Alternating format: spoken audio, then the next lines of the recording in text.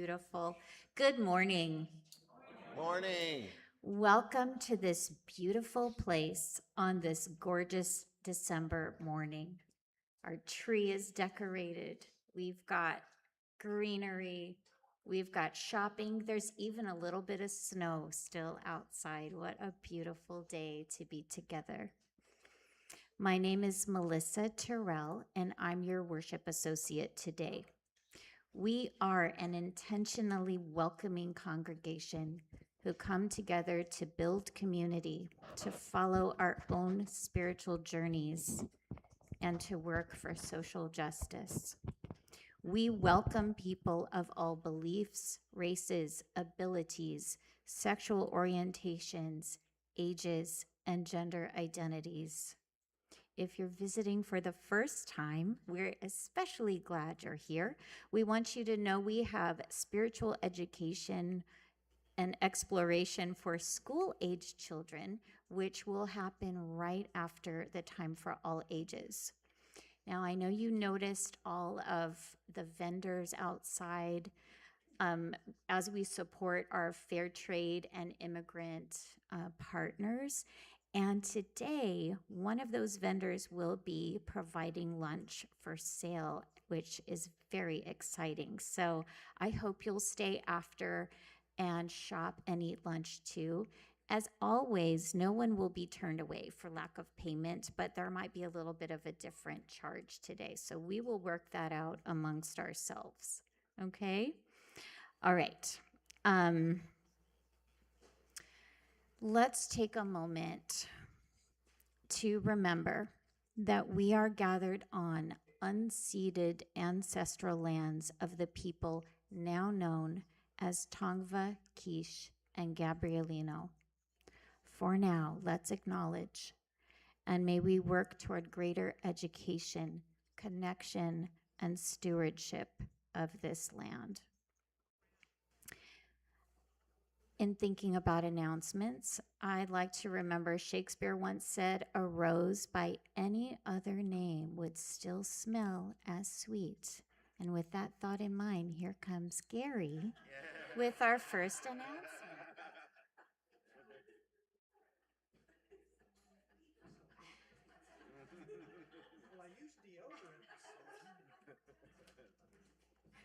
Good morning, everybody. I'm here to remind you of our renaming movement. I don't know if you remember or not, but we are in the process of thinking about renaming the church. It's been several months since one or two or three people stood up and said, hey, maybe we should think about taking the name church out of our name, or maybe we should think of doing something else. So now we've come through this long plan. We developed through discussions with Pastor Joshua. We had a couple of workshops to pick people's brains and come up with the top 10. We voted a couple of months ago to choose the top 3, which are in order of votes: Pacific Unitarian Church, Pacific Unitarian Community, Pacific Unitarian Congregation. There's kind of a theme there. So those are the top 3. So next Sunday is our fall financial review, and at that time we will vote to pick the number 1 name. We will vote in person at next Sunday's fall financial review meeting. We will have voting ballots in our newsletter, and Gabby has them in the office. So you've got several ways to grab a ballot and vote. Vote for one only. So that's next Sunday, or you can see Gabby or look in the newsletter. The selected name, the one that gets the most votes, will be formally adopted at the congregational meeting in June in 2026, and we'll make an amendment to the bylaws to make that a permanent name change.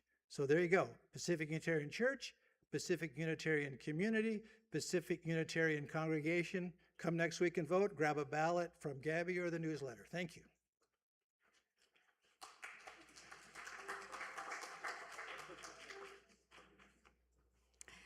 All right, more announcements. I already mentioned the Fair Trade Holiday Bazaar, so don't forget to do your shopping out there. There are so many great things. I had to press pause on my shopping basket and come in here to do this, but I'll be right back out there at the booths afterwards.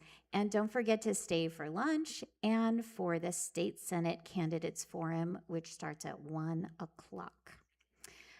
All right. Karen Miracle. Where is Karen? She's probably with the choir. She is collecting sweaters, jackets, and fleeces for those being detained by ICE. This is a much needed item. And so if you have those, there will be a box, I think starting next Sunday out in the breezeway. So any size, bring them all in. Thank you so much. And next Saturday, join PUU LGBTQ Alliance and Allies for a gift wrapping party. So fun. 1 o'clock on Saturday. You can bring your unwrapped gifts. Help yourself to some light refreshment and good company. There will be gift wrapping supplies on hand, but you are welcome to bring more. And we heard next Sunday is our congregational meeting, our annual fall financial review and congregational meeting. So don't forget that after service, come and vote. And December 21st, we have our Pagan Yule Family Fest after service. There will be crafts, caroling, storytelling, a cookie exchange, a donation station, and more. Now, have you RSVP'd for Pastor Joshua's installation? Mark your calendars for Saturday, January 17th. Is that the right day? Right, Okay, right. good. I didn't want to write it down wrong. Don't forget to RSVP so we can order lunch for you. And it sounds like a very exciting event. So RSVP. There's so much going on around here. Check the website, the e-blast, for more. Okay, now, did I forget anything? Apparently We'll figure it I out. If you did. we'll... Apparently I did. Okay. No, you did not. Now it is time to turn our hearts and our minds to worship. Chalice lighting words come from Amy Brooks. Even as the days grow shorter and the nights last longer, our wicks burn lower and our will to endure flickers, we light this chalice to kindle the flame of warmth as a reminder of the connection that draws us into a community and opens us up in gratitude for the breath in our lungs and the love in our hearts for the gift of this day alive. All right. Thank you, Melissa. Good morning, everybody. I'm Pastor Joshua, and so honored and blessed to be here and the minister of this beautiful day. I want to start out with, oh, and by the way, do some shopping. I bought this alpaca scarf just now this morning. I love it. I want to start out our call to worship with a Unitarian Universalist prayer of sorts. And it is called, and it's to address the times that we are in. It's called Prayer for Healing of Community. Great Spirit of compassion, Spirit of light, Spirit of life, Spirit of love, however you name the energy that connects all of us. We are here with gratitude for all the abundance we have, because so many have so little or none. We are also here with heavy hearts. We are aware of the wounds that afflict our community, and we seek wisdom and guidance as we strive to heal and mend what is broken. May we have the strength to listen deeply, to hear the voices of those who are hurting, and to hold space for their pain and sorrow. May we be agents of healing and reconciliation, working together with love and understanding to bridge the divides that separate us and to build a community grounded in justice and compassion. Bless us with the wisdom to see the humanity in each other and the courage to act with kindness and empathy, even in the face of disagreement and discord. May our words and actions be a balm for the wounds of our community, and may they bring comfort, healing, and hope to all who are in need. Amen. With that prayer call to worship, please rise in body or spirit as you are able for our opening hymn, number 362, if you have your hymnals. Otherwise, you can read it right behind me. Rise up, O flame.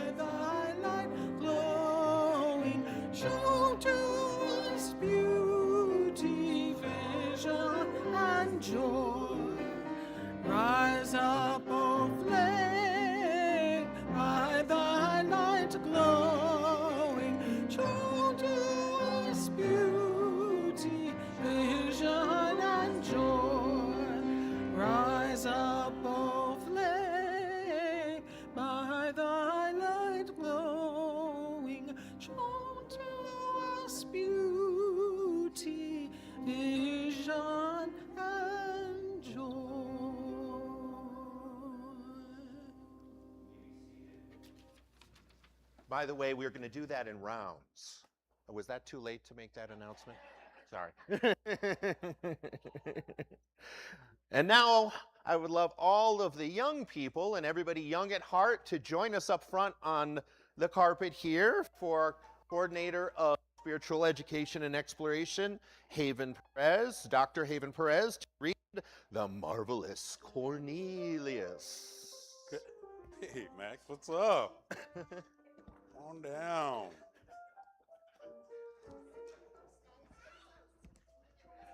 Gosh, How are you guys doing today? good. Have you ever done work at home or around the house that you actually enjoyed?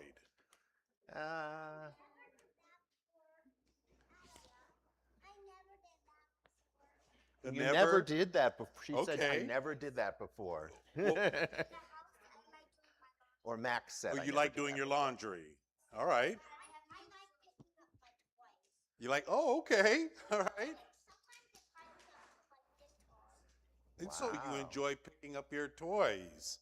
I know when I was young, sometimes when I would dust around the house with my mother, I enjoyed doing it because she would act silly and dance and do things while we were dusting, and it always made it fun.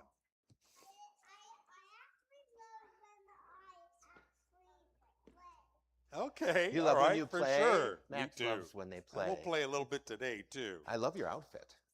All of you. Well, They're awesome. They're really awesome. If you You haven't seen pop. the boots, take a look. so today we're going to be reading The Marvelous Cornelius, Hurricane Katrina and the Spirit of New Orleans. And this book begins with a quote from Martin Luther King Jr. Even if it's called your lot to be a street sweeper, go out and sweep streets like Michelangelo painted pictures. Sweep streets like Handel and Beethoven composed music. Sweep streets like Shakespeare wrote poetry. Sweep streets so well that all the hosts of heaven and earth will have to pause and say, here lived a great street sweeper who swept his job well. And this story is based on a true story by a street sweeper, about a street sweeper. In the quarter, there worked a man known in New Orleans as Marvelous Cornelius. "Morning," he saluted the silver-haired man with the time-picayune tucked under his arm. "Greetings," he waved to the couple with the baby on the balcony. "Ma'am," he nodded to the woman shaking rugs out in front of her window. And when his truck rounded the turn, "My youngins," he called to the kids crowding the corners. "Marvelous Cornelius," they cheered. "Marvelous Cornelius." At each home, Cornelius sashayed to the curb and shimmied to the hopper. Unloading the garbage, not a single praline wrapper ever stayed on the streets. And those spotless streets, oh, how they sparkled. "Woo, woo, woo, woo, woo, woo," he called his driver when it was time to stop. "Rat-a-tat-tat, rat-a-tat-tat," he strummed the side when it was time to move.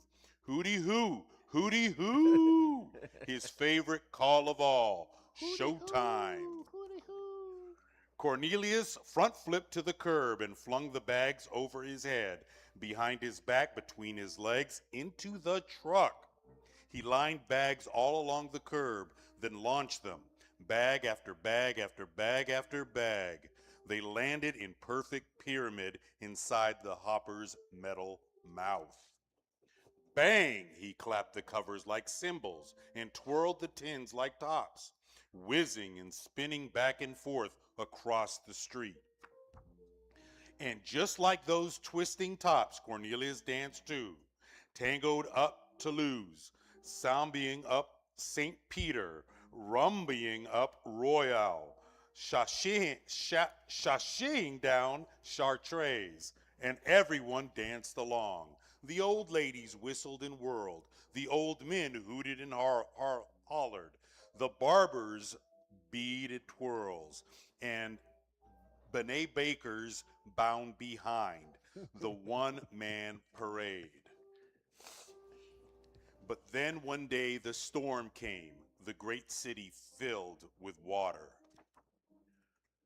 People and pets, parks and playgrounds washed away. Schools and shops and streets and streetcars washed away. For far too long, water, water everywhere. A gumbo of mush and mud. When those waters finally fell away, Cornelius looked out at the mountains of ruins, some as high as the steeple atop St. Louis Cathedral. "It would take thousands of me to clean this up," he wept. "Millions." Cornelius rose. He dried his eyes, for his spirit and will were waterproof. And just like that, he did every morning. He emptied the garbage into his hopper. And the kids who crowded the corner, they pitched in too. So did the silver-haired man, the couple from the balcony, the woman with the rugs, the old ladies and old men, the barbers, bee twirlers, and Benet bakers. Others, too, from Brooklyn and Boise, Baltimore and Bakersfield, Syracuse, Seattle, Santa Fe, and San Antonio. They streamed to the Crescent City, thousands, millions, a flood of humanity. "Hooty-hoo!" Marvelous Cornelius cheered. "Hooty-hoo!" As the great city rose again, Marvelous Cornelius, he passed on. But as for his spirit, that's part of New Orleans. New Orleans forever after. Thank you. Yay. Can we get a hooty-hoo? Hooty-hoo! All right. Thank you. All right, thank you. Friendly. Oh, can I have the mic? Thanks. Oh, I got your other. I have your other. May the kindness which we learn. Oh, you got an alpaca. Testing.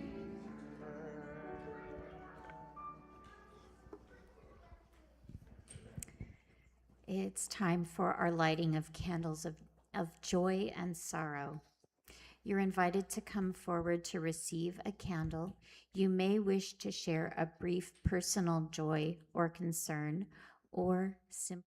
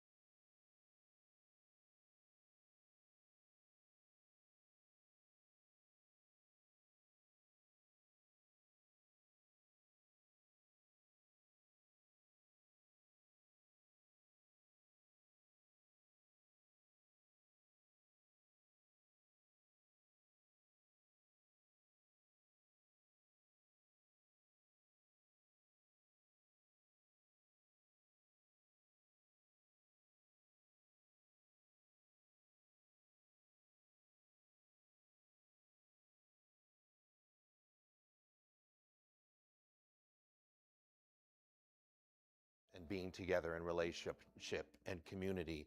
Whether we say what's on our minds or not, we're sharing that and we're holding that for each other.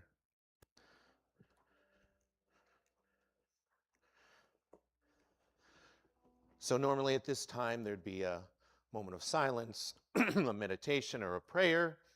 I did a prayer at the beginning, so I'd like to, as we hold our energy together in our hearts and in our minds, offer an affirmation of hope. And I would appreciate it if whoever is able offer this affirmation with me. The words should be, oh, there they are. Okay. So all together, and we're not going to do this one in rounds. Hold on, there we are. We, bearers of the dream, affirm that a new vision of hope is emerging. We pledge to work for that community in which justice will be actively present. We affirm that there is struggle yet ahead, yet we know that in the struggle is the hope for the future. We affirm that we are co-creators of the future, not passive pawns. And we are united in affirmation of our hope and vision of a just and inclusive society. We affirm the unity of all persons. We affirm kinship that allows us to lift up each other's humanity. We affirm a unity that opens our hearts to witness the different but common forms of oppression, suffering, and pain within ourselves and within the gathered community. We will discover the strength not to hide in indifference, affirming that hope publicly expressed energizes and enables us to move forward. Together, we pledge action to transcend barriers, be they racial, political, economic, social, or religious. Sometimes, I don't know about you, sometimes I just need to say those things out loud, say affirmations out loud. So thank you for joining me in that. And you may remain seated for our centering hymn, The Lone Wild Bird. And sometimes we see a lone wild bird flying. They're not there today, but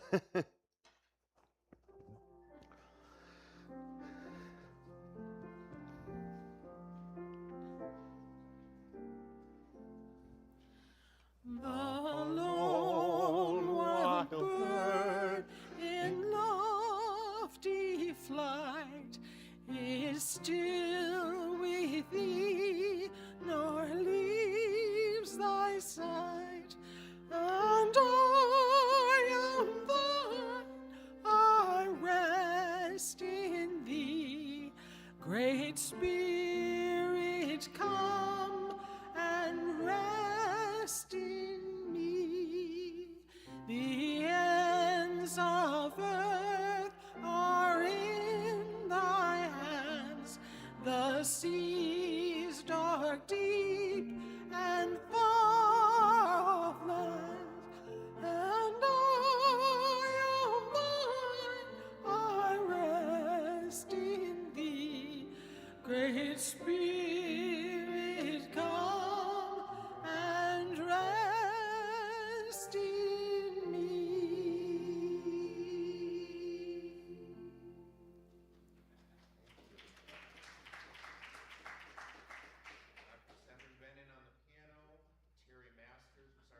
Reverend Terry Masters was our soloist. And thank you to our Spirit of Life choir, too, for all the music today. Awesome. Our reading today is Still I Rise by Maya Angelou. You may write me down in history with your bitter, twisted lies. You may trod me in the very dirt, but still, like dust, I rise. Does my sassiness upset you? Why are you beset with gloom. 'Cause I walk like I've got oil wells pumping in my living room, just like moons and like suns, with the certainty of tides, just like hope springing high. Still, I rise. Did you want to see me broken? Bowed head and lowered eyes, shoulders falling down like teardrops, weakened by my soulful cries? Excuse me. Does my haughtiness offend you? Don't you take it awful hard 'cause I laugh like I've got gold mines digging in my own backyard? You may shoot me with your words. You may cut me with your eyes. You may kill me with your hatefulness. But still, like air, I rise. Does my sexiness upset you? Imagine Maya Angelou. This is not me. Okay. Does it come as a surprise that I dance like I've got diamonds at the meeting of my thighs? Out of the huts of history's shame, I rise. Up from a past that's rooted in pain, I rise. I am a black ocean, leaping and wide, welling and swelling, I bear in the tide, leaving behind nights of terror and fear. I rise. Into a daybreak that's wondrously clear, I rise. Bringing the gifts that my ancestors gave. I am the dream and the hope of the slave. I rise, I rise, I rise. Maya Angelou.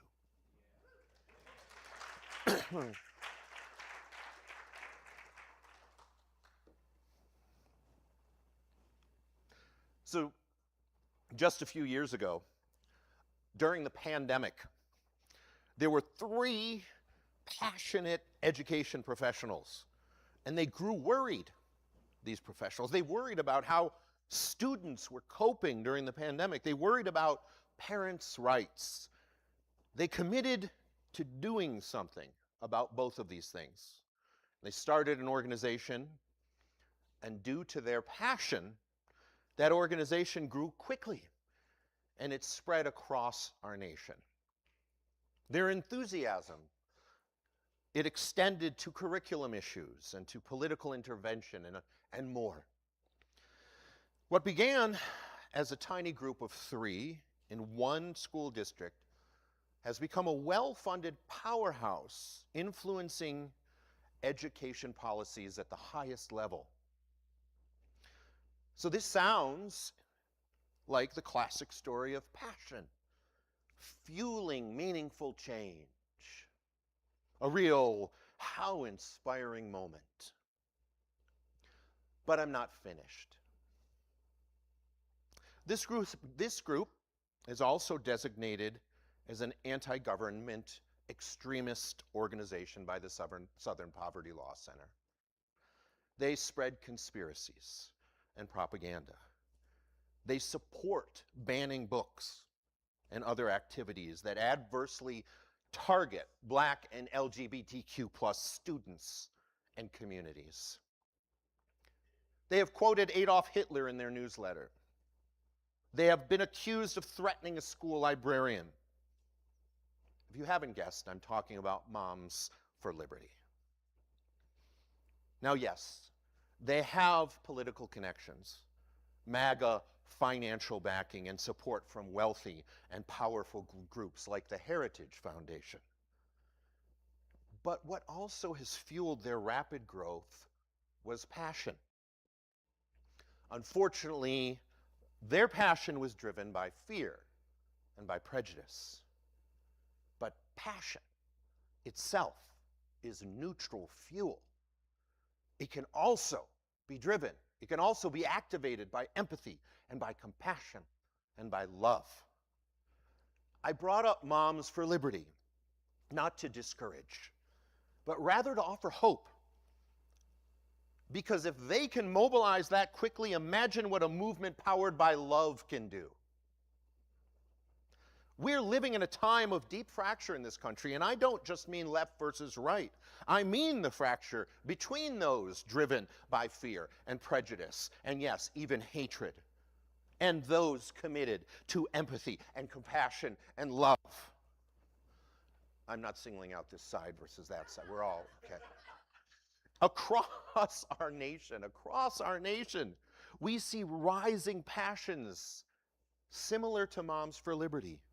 We see passion for bigotry against immigrants and LGBTQ plus communities and people of color. We see passion to erase truths of racism and white supremacy. We see passion to hoard wealth and power while the people who actually hold society together struggle just to survive. We see religion misused passionately as a shield for intolerance and a weapon against the vulnerable. And we see a troubling belief held with remarkable passion that war and violence will somehow lead us closer to peace. So against all of this, the passion that activates us must be stronger. Our commitment must be deeper. Our unity must be more resilient. As people of moral conviction, our duty is to support those who are harmed, to expose systems of injustice, to reveal the truths of history, all truths, especially when they are uncomfortable, to confront oppression with courage, and to offer refuge and support to the oppressed. That's what our values lead us to.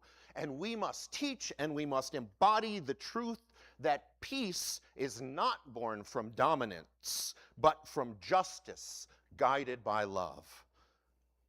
We must teach and model that compassion is not weakness, it's transformative power. We must teach and model that loving service, and I mean real, courageous, risk-taking, loving service, is at the heart of, honestly, not just ours, but every enduring faith tradition. If bigotry and fear can drive change, empathy and compassion can do so as well. We can and we must be activated more by our love than others are by their hate. We can be activated more by our love than others are by their hate. And frankly, we already are. Numerous people have come up to me at rallies and at marches and at protests and at vigils saying, right in this time, saying, this is my first time doing anything like this. I've heard that countless times. And as a minister and as a social justice leader, numerous other people shared with me their anxiety that somehow they're not doing enough or they're not doing the right thing in this time. And if you're in that latter group, let me put your mind at ease. If your values center love, and you desire to right wrongs, and your desire to right wrongs leads you to any good action, it is the right action. I once had a congregant years ago when I was an intern. It was an older gentleman. He had means. And like many Unitarian Universalists, he had a deep passion for logic. And he approached me with a serious dilemma. He said, if I have X amount of money and there are X number of worthy causes, where should I donate so that the return on investment, according to Unitarian Universalist values, is optimal? He said this like he was launching a mathematical word problem in an algebra textbook. And I was a new minister at the time. I'd never been asked to calculate the blue book value of a social justice cause. And I didn't know if he expected me to divide, multiply, or call a mechanic. Eventually, I realized unintentionally he was mirroring how our society, especially how our government, treats human rights as commodities to be evaluated for cost efficiency, valuing one person's health over another person's health, or the education of one group of children over another based on how much profit they can generate. If I had to answer him now, the conversation would probably go something like this. So which cause should I give to? Are all the causes you've researched worthy? Yes. Then give to any of them or all of them. But what if I give to one and another is more worthy? Well, give to that one. Well, how do I choose? It doesn't matter. Just do something. But I want to make the right choice. Excellent. Action is the right choice. And that's the whole point. Many of us worry so much about doing the right thing that we end up doing nothing at all. If your heart is in the right place, your values are grounded in love and grounded in justice born from love, and you use common sense to ensure that your action helps more than it harms, then you are already doing the right thing. And if you're still stuck, here are some options. Shop at our LA Fair Trade, buy lunch from our immigrant vendors, organize with others. There are countless groups doing good work. Pick one that speaks to you. Mobilize locally. Attend a protest, a rally, a march. Share information, accurate information, not just memes. I love a good meme, but memes don't count as research. Read in depth about issues and share what you learn. Boycott unethical organizations. Engage politically, especially on a local level. For instance, come to our panel of local politicians later today. And yes, if you have the means, give financially to any cause you feel is worthy. When you choose one or several or others, whether you choose, one or several or others not on this list, other things not on this list at all, just commit to doing something. Let your passion declare the kind of society you want. Now let me share what I believe is key to staying activated. Not just doing something, but staying activated. Especially when the world feels overwhelming as it does now. We can't do it in isolation. We need each other. Especially inclusive of our differences. All our diverse stories, all our various strengths, all our distinct traditions that we come from, and all our shared moral imagination, we need all of it. Because unity is not sameness, unity is commitment. Last night, right here, on this very podium, I spoke to the South Coast Interfaith Council Gala, where the theme was kindling unity. The room was full of people from different faith traditions. We had Jews, we had Christians, we had Baha'i, we had Sikh, we had Muslims, we had interfaith. The room was full of people from different faith traditions. If we had launched into theology, we would have disagreed more than we agreed, probably. But we were not there for another Council of Nicaea. That's an obscure reference ministers are legally required to drop every so often in order to maintain our professional license. The original Council of Nicaea, they decided how to do Christianity in the 4th century, if you don't know. But we weren't there to decide how to do any one religion. We were there because our many traditions share values that compel us to activate religious communities against the forces of immortality and fear that are poisoning our nation. And we're seeing this coming together of differences all across the country, millions of people from different backgrounds, people who normally wouldn't agree on most anything, united by this moral imperative to resist the rising tide of bigotry and hate and violence. Unity then doesn't ask us to ignore our differences or our disagreements. It asks us to bring the best of all of our traditions, the best of ourselves, our values, our ethics, and offer them generously for the good of all. And we don't need to be experts either. We don't need permission. We just need to start. Start where you are, and I know you already have. Start with what you have, and I know you already have. That's 3 halves in one sentence. Among those you know, start among those you know. Just start. And let me close with another story of activated passion. It started with Moms for Liberty. Here's another story.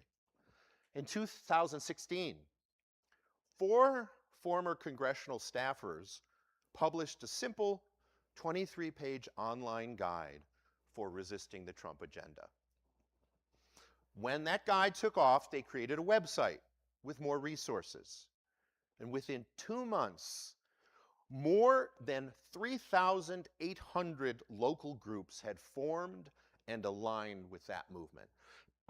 Their protests have since powerfully influenced progressive policy in elections nationwide. They're making a difference.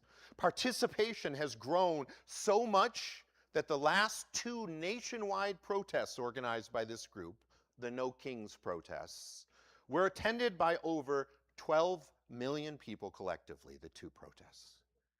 The group, if you haven't guessed by me already saying it, is indivisible. Progressives are activated. We're rising up. And we must continue to rise. The religious season we are entering, another thing I'm required to talk about as a minister is religion, so we're entering the religious season now. Theology.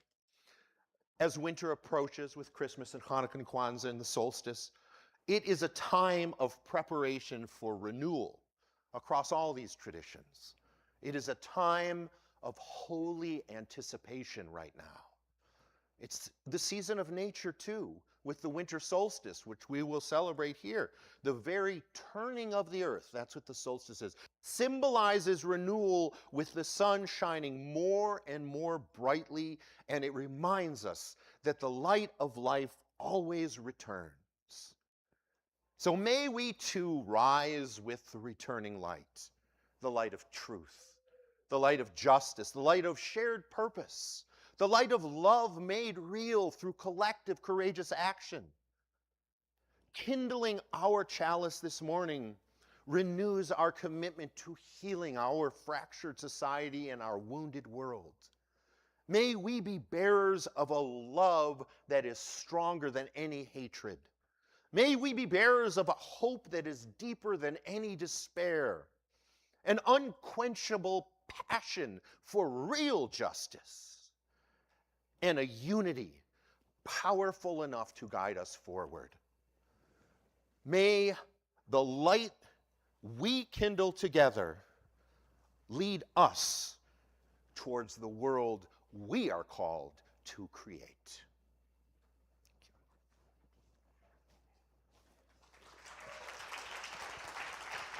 Thank you. Thank you. Thank you. It is time for our offertory. Our offertory helps support the life and work of this congregation, so please give generously.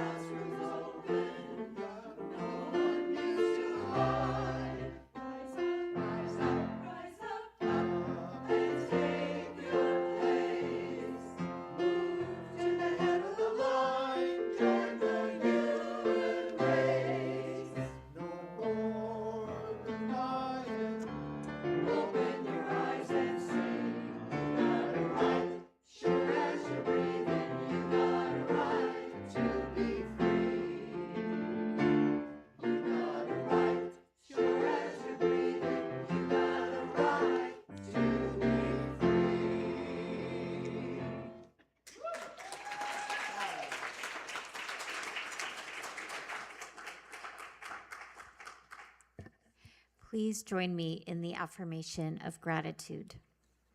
Let us be grateful when we are able to give, for many do not have that privilege. Let us be grateful for all those who share their gifts, for we are enriched by their giving. And let us be grateful even for our needs, so that we may experience the generosity of others. Okay. Is Ketzel here before we do our close? Oh, sorry. Do we have the mic? She's Okay. coming, yeah. Here she comes. There's a hush. Ketzel is coming to tell us about the food vendors, and I know we're getting a little hungry, so this is important. Testing. Oh. Testing. There we go. There you go, Ketzel. Well, thank you, everybody. My name is Quetzal. I work with Hill, but I also work with the Ghost Kitchen. It's a new program we developed where street vendors could actually be able to work, which is what people want to do when they're out there. That's why they're getting picked up at Home Depots looking for work. They're getting picked up at car washes working, and they're picking up street vendors who are actually working. So we created this program called the Ghost Kitchen, where we pay them for the food that they make, then we come and sell it for them. And I just wanted to share with you this morning, one of our vendors who, her husband just was released from Adelanto on a $10,000 bond for looking for work. This morning, they came, ICE, she lives in Wilmington, ICE came to her building and around the area. They picked up 2 of her neighbors. She was in the bedroom with 3 kids, basically all shaken up because they were outside her door and they knocked. And this is why this program works. And that's why we want to thank you in advance to contributing to it, because they can't make it out here. And this is what they're actually up against, and this is what we're all up against, and you guys play a vital role in making sure that they actually can survive and don't have to risk their entire life. I spoke to her husband, who, like I said, just got out, and he got picked up from Carson Home Depot. It took 8 of ICE agents to throw him to the ground. And, he told me that while he was going through this, all he can think of is his 3 kids and how they were going to be sent back to Honduras, where they wouldn't have a future planned out. So this is all going back to this. This is what we're up against. Really want to encourage you to sign up, even if you can't contribute today. We will take orders and deliver them. We'll cater. If you have handiwork to be done, you want your lawn, your trees, trim, other things you want to move, consider hiring them through us, because I just don't want to see people go out there every day and get basically their whole lives gets destroyed. It takes about 5 seconds for them to pick them up, but it leaves a whole life of destruction. There's families, there's sole providers. I don't know. I could be here forever, but I'm not, because you're hungry. But it's great. Come talk to us. Come sign up. Come see how you can help. Definitely contribute buying something today or consider later. We have gift card. We do a lot of gift cards. If you have a bunch of gift cards in your drawers or anything like that, consider donating them to us. We use them up. We've used many, we basically used a couple of clothing ones that we got from Payless Shoes to buy a whole family shoes before they were deported, so they could take back to their country. We've had Ubers so we can send people to the hospitals after these raids. We used them to buy food and provide water and everything for them. So definitely, the little that you can, let's help and really make it possible for people to live life with dignity and without, and can work. So thank you for contributing it. Thank you. Thank you, Quetzal. Thank you.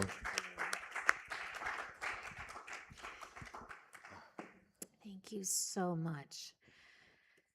Okay, this beloved community. minute. Oh, sorry. Rise up as Oh, you're able. rise up. If you are able. Forgot that Thank part. All right. This beloved community is dedicated to the proposition that within all our differences, In all our diversity, there's a unity that makes us one, a bond that holds us together in spite of time and death and the space between the stars. We rise in silent witness to that unity. May the blessings of love be upon you. May love's peace abide with you. May love's presence illuminate your hearts, now and forevermore. So be it. Amen. Ashe. Shalom. Salam. Namaste, and blessed be. And now our service truly begins. Please stay for the postlude and then have some lunch. Thank you.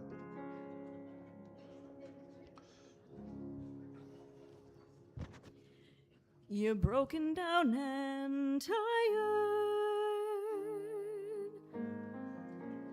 of living life on the merry-go-round,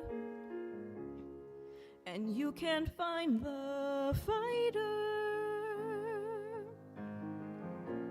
but I see it in you, so we're gonna walk it out and move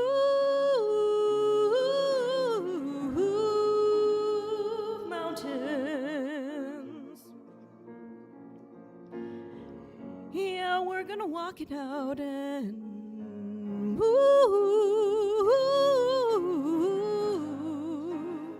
mountains.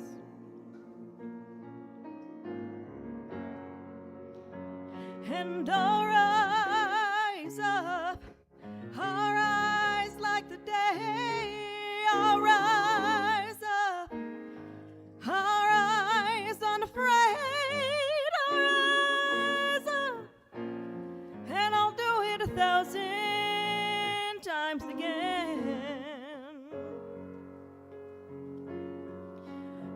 I will rise up, high like the waves, I'll rise up, I'll rise unafraid, I'll rise up, and I'll do it 1,000 times again.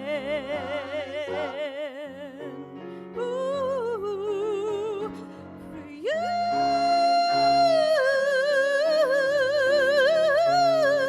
For you,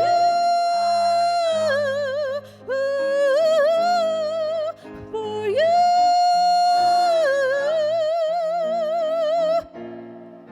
for you.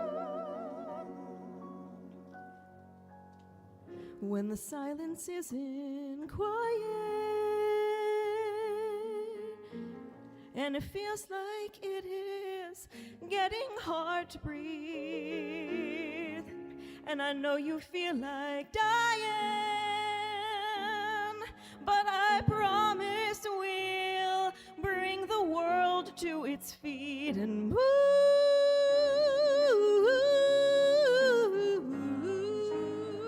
mountains. We'll bring the world to its feet and move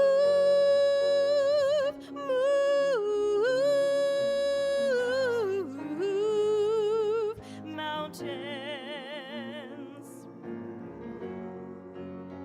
And I'll rise up, I'll rise like the day, I'll rise up, I'll rise unafraid, I will rise up, and I'll do it 1,000 times again.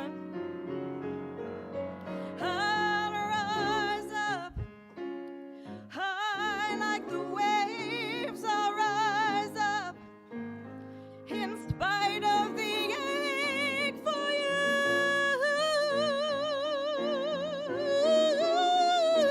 For you.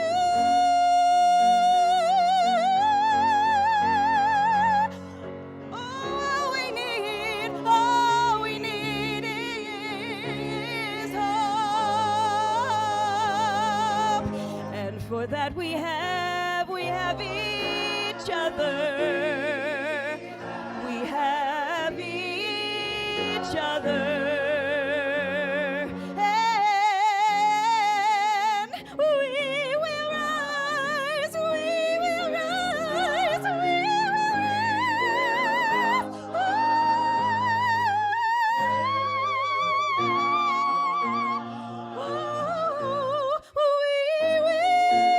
we will rise.